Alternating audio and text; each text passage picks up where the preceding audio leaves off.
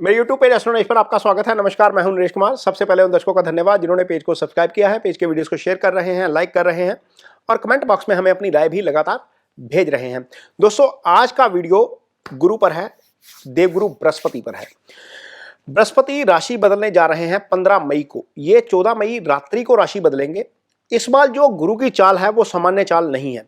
गुरु सामान्य तौर पर डेली जो मूवमेंट करते हैं किसी भी राशि में, वो 5 आर्क मिनट पर डे की स्पीड होती है उसकी। लेकिन इस बार जो गुरु की जो स्पीड है वो लगभग 11 आर्क मिनट पर डे की स्पीड से जो है वो गोचर करेंगे, यानी कि ट्रांजिट करेंगे। नॉर्मल स्पीड में गुरु क्या करते हैं, 1 साल में राशि बदलते हैं। लेकिन जब गुरु की स्पीड सामान्य से ज्यादा हो जाती है तो गुरु का राशि परिवर्तन जल्दी भी हो जाता है। ऐसा पहले 99 में हुआ था, उसके पहले 98 में हुआ था। उस समय गुरु ने एक बार राशि बदली थी 128 दिन में, दूसरी बार राशि बदली थी 134 दिन में। इस बार राशि बदल रहे हैं 158 दिन में। यानी कि ये जो राशि परिवर्तन हो रहा है ये सिर्फ 6 महीने के आसपास, लगभग 158 दिन मीन्स 5.25 महीने के आसपास मान के चलिए। तो गुरु 15 मई को गोचर करेंगे, 18 अक्टूबर को निकल जाएंगे, कर्क राशि में चले जाएंगे। 18 अक्टूबर को कर्क राशि में जाकर दोबारा वापस आएंगे, क्योंकि ये वक्री हो जाएंगे। वक्री होकर फिर दोबारा वापस आएंगे मिथुन में और फिर मई तक यहीं रहेंगे और मई 14-15 के आसपास ही दोबारा राशि बदलेंगे। ये 1 साल का पीरियड है। लेकिन पीरियड ऐसा है कि एक बार अतिचारी हो जाएंगे। अतिचारी शब्द मैं यूज कर रहा हूं, ये एक्चुअली शीघ्र गति है। शीघ्र गति हो जाएंगे, शीघ्र गति होकर आगे जाएंगे, आगे जाकर फिर दोबारा रेट्रोग्रेड होंगे, रेट्रोग्रेड होकर पीछे आएंगे, फिर मिथुन में आ जाएंगे। तो मिथुन में यहां पर रहेंगे अगले साल मई तक। तो गुरु चूंकि ब्लेसिंग्स के कारक हैं, इसका आपके ऊपर क्या असर पड़ेगा ये वीडियो में चर्चा करेंगे। लेकिन इससे पहले एक बात समझिए कि गुरु कितने इंपॉर्टेंट हैं आपके लिए। आपकी कुंडली में 12 भाव होते हैं। 12 भाव में से दूसरा भाव होता है धन का, पंचम होता है बुद्धि विवेक का, संतान का, इसको सुत भाव कहते हैं। नवम होता है आपका भाग्यस्थान, इसे अध्यात्म भी देखा जाता है, इससे फादर की भी चर्चा की जाती है। 11वां भाव होता है आपके लाभ का, यानी कि आय का। तो 8 में से 4 भावों के कारक गुरु हैं। गुरु की 3 दृष्टियां हैं। गुरु एक स्थान पर जहां पर बैठते हैं उसको भी प्रभावित करते हैं, 3 दृष्टियों से भी प्रभावित करते हैं।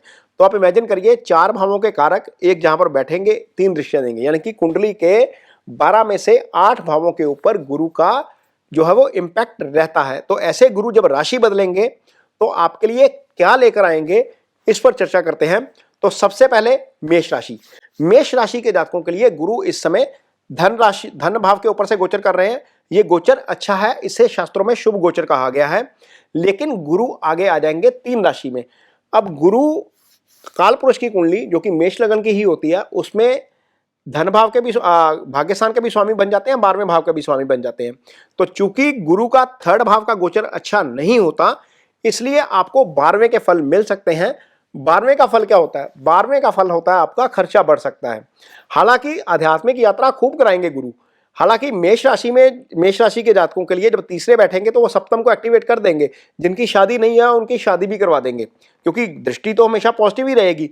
गुरु जब यहां पर बैठेंगे तो आपके जो 9th एस्पेक्ट जाएगी वो आय स्थान पर जाएगी। ये गुरु का अपना भाव है, तो आय स्थान को एक्टिव कर देंगे, भाग्यस्थान को एक्टिव करेंगे और तीसरे भाव को एक्टिव करेंगे। हालांकि खर्चे वाला भाव भी आपका एक्टिव रहेगा। आपको जरूर इस तरफ थोड़ा सा ध्यान रखने की जरूरत पड़ेगी। कुछ ना कुछ स्लीपिंग से संबंधित समस्या हो सकती है, क्योंकि 12वां भाव स्लीपिंग डिसऑर्डर का भी होता है। 12वें भाव से पैर का विचार भी किया जाता है। पैरों का थोड़ा सा जरूर ख्याल रखिएगा, ध्यान रखिएगा। ये चीजें आपके साथ थोड़ी सी डिस्टर्ब करने वाली हो सकती हैं। अदरवाइज मैरिज होने के चांसेस हैं। यदि दूसरी संतान का विचार किया जा रहा है तो संतान भी हो सकती है, क्योंकि नवम जो होता है वो पंचम का पंचम होता है। तो नवम पर गुरु की दृष्टि है, गुरु संतान के कारक हैं, तो निश्चित तौर पर संतान भी आ सकती है, शादी भी हो सकती है। यदि आप काम करते हैं, कहीं पर जॉब करते हैं, तो वहां पर आपको अच्छी ग्रोथ भी मिल सकती है। मेष राशि के जातकों के लिए 11वां भाव एक्टिव है, नवम एक्टिव है और सप्तम एक्टिव है। तीसरे में जहां पर गुरु बैठे हैं उसका फल वो खराब कर सकते हैं, क्योंकि गुरु जहां पर बैठते हैं उस स्थान की हानि कर जाते हैं। और तीसरा भाव होता है आपके पराक्रम का। आपका कॉन्फिडेंस थोड़ा सा लो हो सकता है। छोटे भाई का ये भाव होता है। कंधे से संबंधित समस्या आपको फेस करनी पड़ सकती है। कईयों को सर्वाइकल का इशू हो सकता है। भाई के साथ आपकी ट्यूनिंग थोड़ी सी गड़बड़ हो सकती है, या भाई को कोई समस्या हो सकती है। तो मेष राशि के जितने भी जातक हैं, तीसरे भाव के सिग्निफिकेंस और 12वें भाव के सिग्निफिकेंस डिस्टर्ब हो जाएंगे। सप्तम के सिग्निफिकेंस अच्छे रहेंगे, 9th के सिग्निफिकेंस अच्छे रहेंगे, 11वें के सिग्निफिकेंस आपके लिए अच्छे रहेंगे। अगली राशि जिसके ऊपर इसका असर होगा वो है वृश्चिक राशि। वृश्चिक राशि के लिए गुरु का गोचर होगा दूसरे भाव में, ये बहुत शुभ गोचर है। हालांकि वृश्चिक राशि शुक्र की राशि है और वृश्चिक राशि के जातकों के लिए गुरु जो है जब महादशा चलती है तो ये अच्छी नहीं होती। उसका कारण यह है राशि के जातकों के लिए गुरु की मूल त्रिकोण राशि जो धनु है वो आपके 9th हाउस में चली जाती है। जब 9th हाउस में चली जाती है तो यदि गुरु की महादशा या अंतर्दशा आ जाए तो गुरु अष्टम के भी फल कर जाएंगे।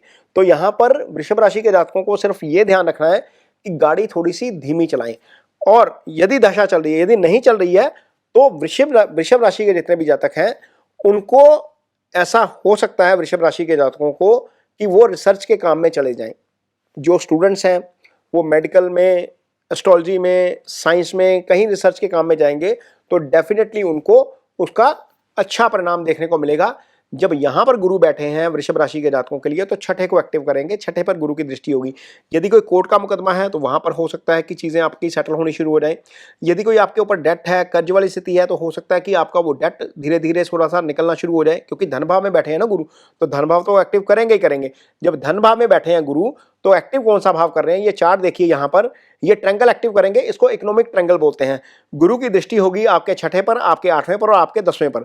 10वां भाव आपका कर्म स्थान होता है, और कर्म स्थान यदि गुरु के द्वारा एक्टिव है तो गुरु की आपके ऊपर ब्लेसिंग्स हैं। निश्चित तौर पर आपका कारोबार भी चलेगा, आपकी नौकरी में भी आपकी पोजीशन अच्छी होगी और आपकी इनकम भी डेफिनेटली बढ़ेगी, क्योंकि गुरु धन भाव में खुद बैठे हैं, उसी भाव के कारक हैं। वहां पर आपको निश्चित तौर पर गुरु अच्छे परिणाम जरूर देके जाएंगे। और वृषभ राशि के जातकों के लिए गुरु का ये गोचर डेफिनेटली अच्छा होने वाला है। अब बात करेंगे मिथुन राशि के जातकों की। चंद्रमा के ऊपर से गुरु का गोचर अच्छा नहीं होता। शास्त्रों में यह कहा गया है कि चंद्रमा के ऊपर से गुरु का गोचर अच्छा नहीं है, लेकिन इसके बावजूद गुरु की दृष्टि अच्छी है। उसकी अच्छी दृष्टि का क्या परिणाम निकलेगा ये समझने की कोशिश करिए। यहां पर गुरु की अपनी राशि मिथुन आपके सप्तम में आ जाएगी और गुरु उस भाव को देखेंगे। जब सप्तम एक्टिवेट है तो यह पार्टनरशिप का भाव है। यहां से यदि आप कोई बिजनेस पार्टनरशिप करना चाहते हैं तो डेफिनेटली वो भाव एक्टिव है, आप कर सकते हैं। यदि शादी का समय हो गया, आपकी शादी नहीं हो रही है, तो निश्चित तौर पर गुरु यहां पर गोचर के दौरान वो शादी का काम करवा सकते हैं। यदि आपको संतान की वेट है, मींस आप संतान प्लानिंग कर रहे हैं लेकिन संतान हो नहीं रही है, तो ये भाव एक्टिव है आपका 5th, क्योंकि गुरु जब आपके चंद्रमा के ऊपर से गोचर करेंगे तो आपके 5th को एक्टिव कर देंगे। ये संतान का भाव होता है, गुरु इस भाव के कारक भी होते हैं। यहां पर गुरु बैठेंगे तो आपके 9th को भी एक्टिव करेंगे, ये भाग्य स्थान होता है। तो भाग्य स्थान का एक्टिव होना, इसका मतलब यह है कि आपको छोटी छोटी बातों में भाग्य का साथ मिलना शुरू हो जाएगा, आध्यात्म की तरफ आपका ध्यान बढ़ जाएगा। चंद्रमा के ऊपर से गुरु का गोचर वैसे तो आपको पॉजिटिव करेगा, लेकिन चूंकि चंद्रमा गुरु जो है वो किसी भी कुंडली में, किसी भी घर में 12वें का भी प्रभाव लेकर बैठते हैं, इसलिए कहा जाता है कि गुरु जिस भाव में बैठते हैं उस भाव की हानि करते हैं। तो हो सकता है कि आपके कुछ खर्चे बढ़ जाएं, हो सकता है कि फॉरेन से यदि कोई संबंधित काम है आपका वो अटक जाए, हो सकता है कि आपको स्लीपिंग का कोई इशू हो जाए। तो ये चीजें थोड़ी सी आपकी गड़बड़ हो सकती हैं। अदरवाइज मिथुन राशि के जातकों के लिए चंद्रमा के ऊपर से गुरु का गोचर डेफिनेटली आपको अच्छे परिणाम जो है वो देकर जाएगा। जहां गुरु की दृष्टि है वहां पर तो आपको उसके अच्छे परिणाम जरूर मिलेंगे। तो बात करते हैं कर्क राशि के जातकों की। कर्क राशि के जातकों के लिए गुरु का गोचर होगा 12वें भाव में। 12वें भाव का गुरु का गोचर अच्छा नहीं होता। हालांकि कर्क राशि के जातकों के लिए गुरु जो है वो अच्छे होते हैं, क्योंकि कर्क राशि के जातकों के लिए गुरु जो है वो भाग्यस्थान के स्वामी हो जाते हैं। भाग्यस्थान में गुरु की जो है वो मीन राशि आ जाती है, लेकिन भाग्यस्थान के स्वामी का ही ऐसे भाव में जाना जो अच्छा भाव नहीं है, 12वां भाव है, यहां पर यह हानि करवा सकता है। लेकिन चूंकि गुरु यहां पर 12वें में बैठेंगे, छठे को देखेंगे, 4th को देखेंगे और अष्टम को देखेंगे। अष्टम के ऊपर जाएगी 9th दृष्टि, छठे के ऊपर जाएगी उनकी सीधी सप्तम दृष्टि और 4th हाउस के ऊपर जाएगी 5वीं दृष्टि। 4th हाउस जो होता है वो मदर का भाव होता है। मदर की हेल्थ से यदि कोई समस्या है कर्क राशि के जातकों को तो वहां पर चीजें सेटल हो सकती हैं। प्रॉपर्टी कोई बनाने का प्लान है तो वहां पर चीजें सेटल हो सकती हैं। कर्ज वाली कोई स्थिति है तो वहां पर चीजें सेटल हो सकती हैं। कोई लिटिगेशन चल रहा है वहां पर चीजें सेटल हो सकती हैं। रिसर्च का काम हो सकता है। लेकिन 12वें में गुरु का जाना अच्छा नहीं है।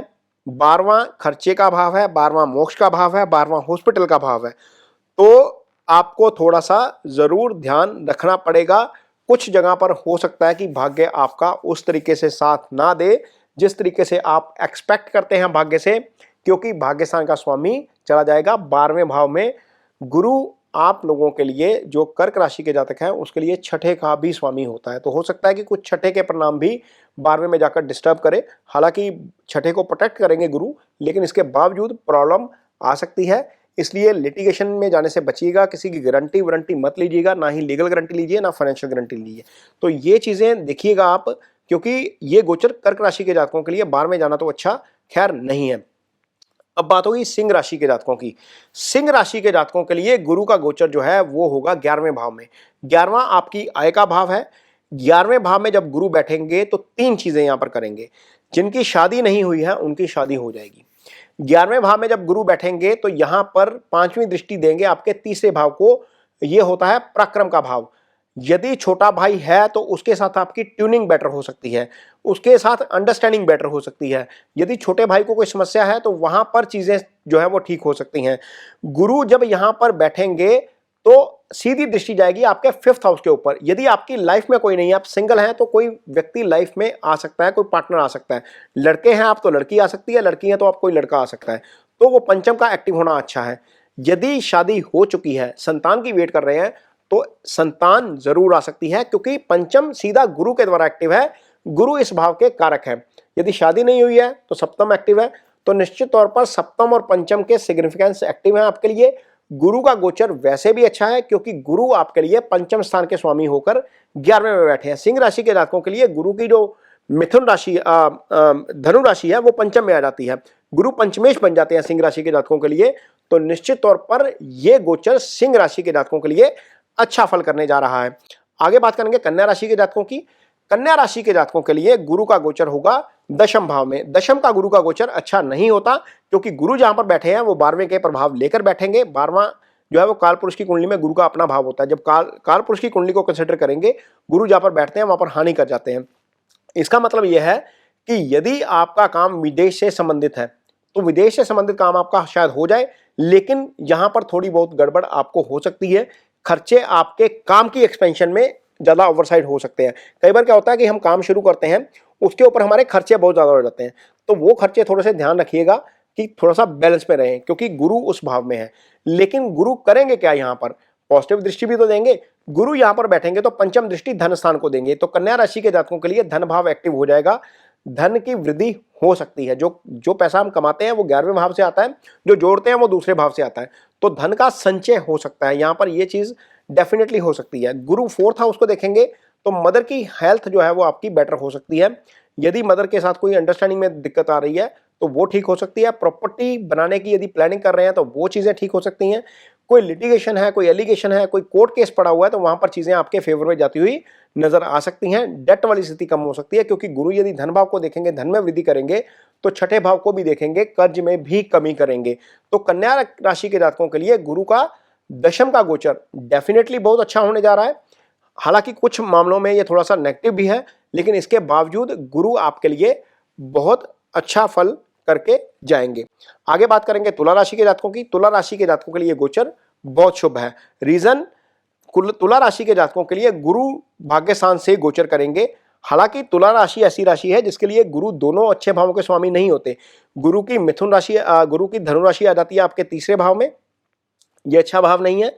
गुरु की जो मीन राशि है वो आ जाती है आपके छठे भाव में, ये भी अच्छा भाव नहीं है। लेकिन चूंकि गुरु का गोचर अच्छा है, इसलिए आपको इसका बहुत फायदा होगा।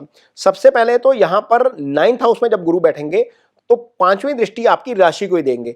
यदि कोई नेगेटिविटी आ रही है लाइफ में, कोई नेगेटिव विचार आ रहे हैं, नकारात्मकता ज्यादा आ रही है, तो डेफिनेटली वहां पर गुरु की दृष्टि आपको पॉजिटिव करने का काम करेगी। सबसे पहला तो यही होगा। दूसरा, गुरु की दृष्टि यहां पर पड़ेगी तीसरे भाव के ऊपर। तीसरा आपका जो होता है वो भाई का भाव होता है, आपके पराक्रम का भाव होता है। छोटा भाई यहां से आता है, तो पराक्रम में वृद्धि करवाएंगे यहां पर गुरु। आपका कॉन्फिडेंस बढ़ा हुआ नजर आएगा, आपका स्टेट ऑफ माइंड थोड़ा सा पॉजिटिव रहेगा, तो आप कॉन्फिडेंस के साथ काम करेंगे, पूरी कन्विक्शन के साथ फैसले लेंगे। यहां पर गुरु बैठेंगे तो आपको आपका जो 5th हाउस है वहां पर देखेंगे 9th दृष्टि के साथ। अब गुरु जब 5th को देखते हैं, 5th के कारक भी गुरु हैं। ये संतान का भाव होता है, ये सुत्त भाव होता है, ये हायर एजुकेशन का भाव होता है, इसको स्टेट ऑफ माइंड कहा जाता है। आपका स्टेट ऑफ माइंड पॉजिटिव हो जाएगा। यदि आप मैरिड हैं, आपको संतान की दरकार है, आप प्लानिंग कर रहे हैं, फैमिली प्लानिंग के लिए प्लानिंग कर रहे हैं, तो डेफिनेटली वो समय आ रहा है जहां पर आपका 5th एक्टिव होगा और आपको संतान की प्राप्ति हो सकती है। आप इस अवधि में प्लानिंग कर सकते हैं। ये समय आपके लिए उस भाव से उस तरीके से अच्छा है। यदि लाइफ में आपकी कोई नहीं है तो कोई लाइफ में आ सकता है, कोई नया पार्टनर आपको मिल सकता है।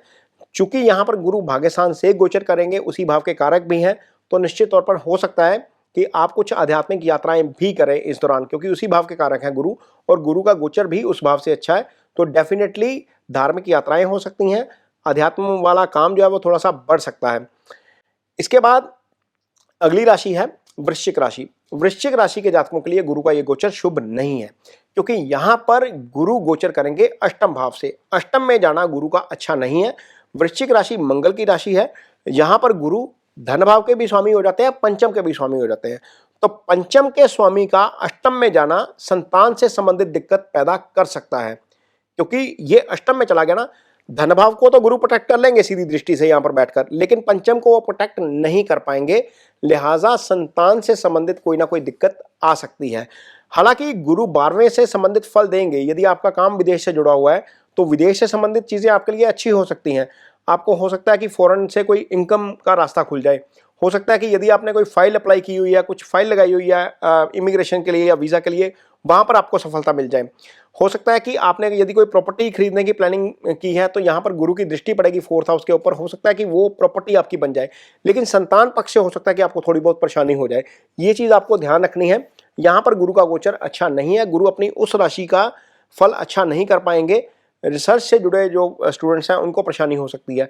गाड़ी यदि चलाइएगा तो धीमी चलाइएगा, क्योंकि ये अष्टम दुर्घटना का भी भाव है, सीक्रेसी का भी भाव है। सीक्रेसी आपकी यहाँ पर कॉम्प्रोमाइज हो सकती है। ये गोचर आप एवरेज मान के चलिए, ये गोचर बहुत अच्छे वाला गोचर नहीं है, इसलिए थोड़ा सा ध्यान रखना पड़ेगा। अगली राशि जिसके ऊपर गुरु का यह प्रभाव की हम गणना करने जा रहे हैं वो है धनु राशि। धनु राशि गुरु की अपनी ही राशि है और गुरु अपनी राशि से सप्तम गोचर करेंगे। सप्तम का गुरु का गोचर निश्चित तौर पर बहुत अच्छा होता है। सप्तम में जब गुरु गोचर करते हैं तो 3 भावों को एक्टिव करते हैं। 5वीं दृष्टि आपके 11th हाउस के ऊपर आएगी। ये आय का भाव है, ये लाभ का भाव है। यहाँ से बड़े भाई का विचार किया जाता है, तो बड़े भाई के साथ अच्छी ट्यूनिंग हो सकती है, आय में वृद्धि हो सकती है। जॉब में आप यदि हैं तो यहाँ से एलिवेशन देखी जाती है, ये डिजायर्स का भाव है, तो तरक्की हो सकती है जॉब में, आय में वृद्धि हो सकती है। और गुरु जब यहाँ पर बैठते हैं तो सीधी दृष्टि आपके चंद्रमा के ऊपर है, तो चंद्रमा मन का कारक होता है। वहां पर आपको पॉजिटिविटी देखने को मिल सकती है, खुद में आप पॉजिटिव फील करेंगे, आपको लगेगा कि थोड़ा सा कॉन्फिडेंस आपका ज्यादा बढ़ गया है। और सप्तम चूंकि पार्टनर का भाव है तो सप्तम को भी निश्चित तौर पर प्रभावित करेंगे, शादी भी करवा सकते हैं यहाँ पर गुरु। और यदि पार्टनर के साथ ट्यूनिंग अच्छी नहीं चल रही है तो पार्टनर के साथ वो ट्यूनिंग भी अच्छी हो जाएगी। चूंकि गुरु 4th भाव के भी स्वामी हैं आपके चार्ट में, तो 4th के भी अच्छे फल कर सकते हैं। यहाँ पर मकान या कोई रियल एस्टेट से संबंधित या कोई गाड़ी खरीदने से संबंधित काम हो सकता है। गुरु यहाँ पर बैठेंगे तो 9th दृष्टि देंगे आपके 3rd हाउस को। 3rd हाउस आपके छोटे भाई का भाव होता है, सिबलिंग्स यहाँ से देखे जाते हैं, आपका पराक्रम यहाँ से देखा जाता है। तो निश्चित तौर पर यहाँ पर गुरु जो है वो आपके पराक्रम में वृद्धि करने का काम करेंगे। आपके भाई के साथ आपकी अंडरस्टैंडिंग अच्छी होगी, छोटे भाई के साथ भी, बड़े भाई के साथ भी। तो यहाँ पर मिथुन जो धनु राशि है उसके लिए सप्तम का गुरु का गोचर डेफिनेटली बहुत अच्छा होने जा रहा है। अब बात करते हैं मकर राशि के जातकों की। मकर राशि के जातकों के लिए गुरु का गोचर होगा 6ठे भाव में। 6ठे भाव का गुरु का गोचर शुभ नहीं होता, तो मकर राशि के जातकों के लिए गुरु क्या करते हैं, गुरु अच्छे भाव के स्वामी नहीं होते, क्योंकि गुरु 12वें के स्वामी हो जाते हैं। खैर यहां से तो गुरु प्रोटेक्ट कर देंगे, लेकिन गुरु तीसरे के भी स्वामी हो जाते हैं। दोनों ही भाव अच्छे नहीं है। ये शनि की राशि है, शनि की राशि होने के कारण गुरु यहाँ पर अच्छे भावों के स्वामी नहीं होते, और ये गोचर भी आपके लिए अच्छा नहीं है। लिहाजा थोड़ा सा आपको ध्यान जरूर रखना पड़ेगा। लेकिन कुछ एरियाज जो है लाइफ के, वहां पर गुरु की दृष्टि रहेगी, वहां पर यह गोचर आपके लिए अच्छा हो सकता है। लेकिन इस चीज का ध्यान रखिए कि किसी की भी लीगल या फाइनेंशियल गारंटी इस गोचर के दौरान नहीं लीजिएगा। 6ठे में गुरु बैठे हैं, यहां पर दिक्कत हो सकती है। गुरु यहां से बैठेंगे तो पंचम दृष्टि से दशम को एक्टिव करेंगे। दशम भाव कर्म का भाव होता है, वहां पर आपको फायदा हो सकता है। कारोबार में वृद्धि करवाने का काम यहां पर गुरु कर सकते हैं। आपके काम को रिकॉग्नाइजेशन मिलनी शुरू हो सकती है। 12वें को गुरु देखेंगे, विदेश यात्रा करवा सकते हैं, लेकिन 12वें के सिग्निफिकेंस खर्चे वाले भी होते हैं, वो भी एक्टिव हो जाएंगे। इसके साथ ही यदि आपका काम विदेश से संबंधित है तो वहां पर कुछ ना कुछ लाभ जरूर हो जाएगा। गुरु यहां पर बैठेंगे तो आप इसकी 9th एस्पेक्ट जाएगी आपके धन स्थान के ऊपर, धन में वृद्धि हो सकती है। कुटुंब में आपका रिस्पेक्ट बढ़ सकता है, क्योंकि जो 2nd हाउस होता है वो फैमिली हाउस होता है। आपकी ईटिंग हैबिट्स यदि डिस्टर्ब है तो हो सकता है कि वहाँ पर आपकी ईटिंग हैबिट्स थोड़ी सी ठीक हो जाए। तो नॉर्मली ये गोचर अच्छा नहीं होता, लेकिन जहाँ पर गुरु की दृष्टि जाती है वो भाव खैर अच्छे फल करना शुरू कर देते हैं। तो मकर राशि के जातकों के लिए थोड़ा सा न्यूट्रलाइज रहेगा, कुछ चीज़ों के मामले में नुकसानदायक हो सकता है। तीसरे भाव के सिग्निफिकेंस डिस्टर्ब होंगे, क्योंकि तीसरा भाव आपका पराक्रम का भाव है। कॉन्फिडेंस में कमी आ सकती है, छोटे भाई के साथ ट्यूनिंग आपकी गड़बड़ हो सकती है, कुछ फैसले आपके ऐसे हो सकते हैं जहाँ पर आपको लगे कि यार ये तो गड़बड़ हो गई है, तो नहीं करना चाहिए था। तो थोड़ा सा जब भी कोई डिसीजन मेकिंग करेंगे तो किसी दूसरे व्यक्ति का या किसी करीबी का जिस पर आप भरोसा करते हैं उसका ओपिनियन साथ लेकर चलिएगा, तो आपका ये गोचर जो है वो ठीक रह जाएगा। कुछ एरियाज के लिए अच्छा है, कुछ एरियाज के लिए खराब भी है। तो ये चीज़ें आपको थोड़ी सी ध्यान में रखनी पड़ेगी मकर राशि के जातकों को गुरु के छठे भाव के गोचर के दौरान। आगे बात करेंगे कुंभ राशि के जातकों की। कुंभ राशि के जातकों के लिए गुरु का ये गोचर बहुत अच्छा होने जा रहा है और ये शुभ होने जा रहा है, क्योंकि गुरु का 5th हाउस का गोचर बहुत अच्छा होता है। गुरु खुद इस भाव के कारक हैं। अब यहाँ पर 5th में गुरु बैठेंगे तो 5वीं दृष्टि देंगे 9th हाउस को। 9th हाउस के ऊपर गुरु की दृष्टि का मतलब यह है कि आप अध्यात्म की तरफ जा सकते हैं। कोई भी आप काम करेंगे भाग्य आपका साथ देता हुआ नजर आएगा। कुछ रिलीजियस जर्नीज हो सकती हैं, कुछ लोग माँ वैष्णो देवी के दर्शनों के लिए जाएंगे, कुछ लोग अमरनाथ यात्रा के लिए जाएंगे, कुछ लोग चार धाम के लिए जाएंगे, कुछ जो हमारे साउथ के लोग हैं वो अपने डिफरेंट जो वहाँ पर धार्मिक स्थान है वहाँ पर जाएंगे। तो ये 9th हाउस का एक्टिव होना अच्छा है, पिता की सेहत के लिहाज से अच्छा है। ये चीज़ें जो है वो कुंभ राशि के जातकों को देखने को मिलेंगी। जब गुरु यहाँ पर 5th में गोचर करेंगे तो 11th को देखेंगे। ये लाभ का भाव होता है, ये आय का भाव होता है। दशम से हम कर्म देखते हैं, 11वें से आय देखते हैं, तो निश्चित तौर पर वहाँ पर आपकी आय बढ़ती हुई नजर आएगी। सीनियर्स का कोऑपरेशन आपको मिलता हुआ नजर आएगा। एलिवेशन देखेंगे कि आपको लाइफ में मिलती हुई नजर आएगी। जो कारोबारी लोग हैं उनको कारोबार में वृद्धि होती हुई नजर आएगी। थोड़ा सा पॉजिटिव फील करेंगे यहाँ पर आप, क्योंकि गुरु की 9th एस्पेक्ट जाएगी आपके लगन के ऊपर, यानी कि आपकी राशि के ऊपर। जब गुरु चंद्रमा को दृष्टि देते हैं, चंद्रमा आपका मन होता है, तो आप पॉजिटिव थोड़ा सा फील करते हैं, खुद में आपको कॉन्फिडेंस ज़्यादा आ जाता है। तो निश्चित तौर पर गुरु का ये गोचर काफ़ी अच्छा होने जा रहा है। पंचम में चूंकि गुरु गोचर करेंगे तो पंचम एक्टिव खुद ही हो जाएगा। तो पंचम के एक्टिव होने का मतलब यह है कि यदि कोई लाइफ में नहीं है तो लाइफ में कोई आ सकता है। सबसे पहले तो यह, यदि कोई संतान की वेट कर रहा है, यानी कि कोई आप फैमिली प्लानिंग कर रहे हैं, तो वहां पर संतान की भी प्राप्ति हो सकती है गुरु के इस गोचर के दौरान। तो 5th एक्टिव है, स्टेट ऑफ माइंड आपका पॉजिटिव रहेगा, चंद्रमा दृष्टि देंगे, 5वां आपका स्टेट ऑफ माइंड का भाव भी होता है। तो निश्चित तौर पर जो कुंभ राशि के जातक हैं उनके लिए गुरु का ये गोचर डेफिनेटली बहुत अच्छा होने जा रहा है और आपको इसके बहुत अच्छे फल देखने को मिलेंगे। अगली और फाइनल राशि जिसके लिए ये गणना की जाएगी वो है आपकी मीन राशि। मीन राशि के जातकों के लिए गुरु का ये गोचर होगा 4th हाउस में। 4th हाउस का गुरु का गोचर अच्छा नहीं होता, क्योंकि काल पुरुष की कुंडली में 4 जो चौथा हाउस होता है उसको सुख स्थान बोलते हैं, और काल पुरुष की कुंडली में 12वें का स्वामी जब आप आकर 4th में बैठ गया तो आपके सुख को भंग कर सकता है।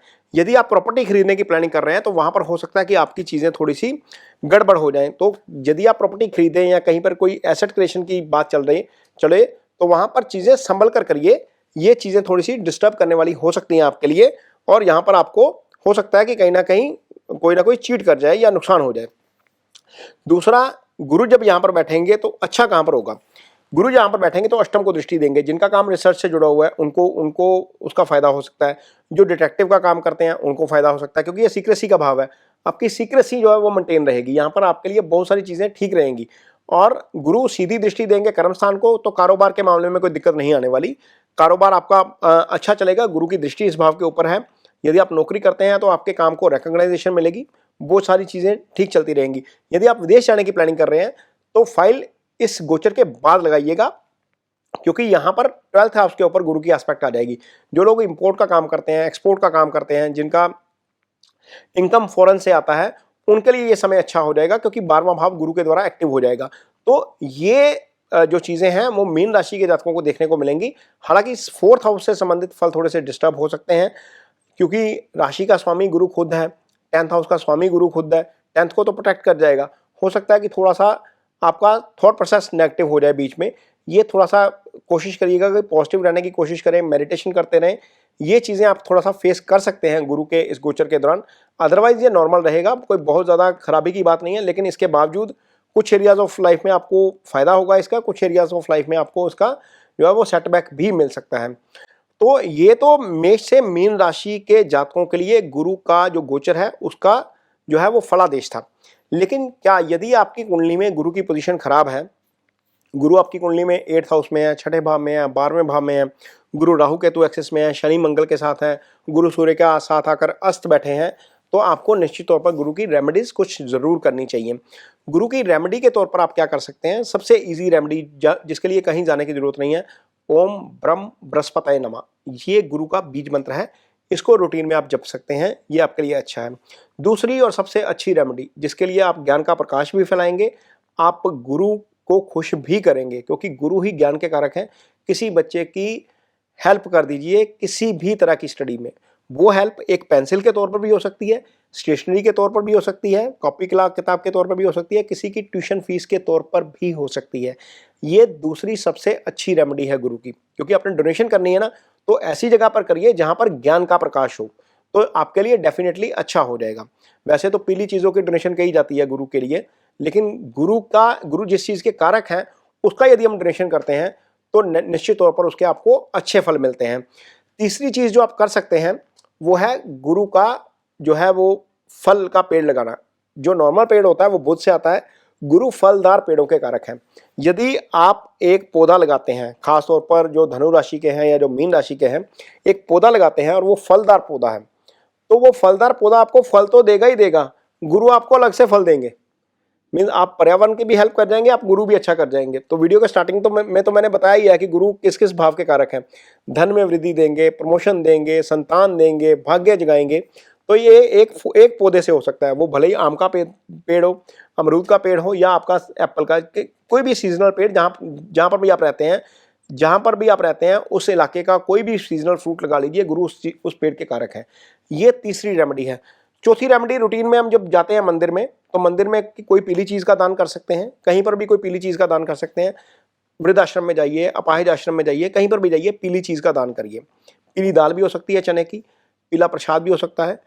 और यदि गुरु आपको लगता है कि थोड़ा सा ज्यादा डिस्टर्ब कर रहे हैं, तो अटायर थोड़ा सा अपना येलो शेड में कर दीजिए। ये गुरु की हल्की हल्की रेमेडीज हैं जो बहुत ईजी हो जाएंगी।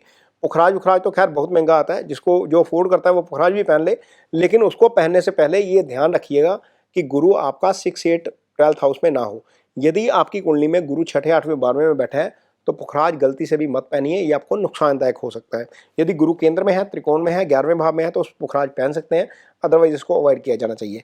तो ये कुछ गुरु की रेमेडीज हैं जिनकी कुंडली में गुरु खराब है, वो आप कर सकते हैं। ये वीडियो आपको कैसा लगा, इस पर कमेंट बॉक्स में अपनी राय जरूर दीजिए। यदि ये वीडियो अच्छा लगे तो इसे शेयर जरूर करिए, पेज को सब्सक्राइब जरूर करिए। इसके साथ ही मुझे दीजिए इजाजत, नमस्कार।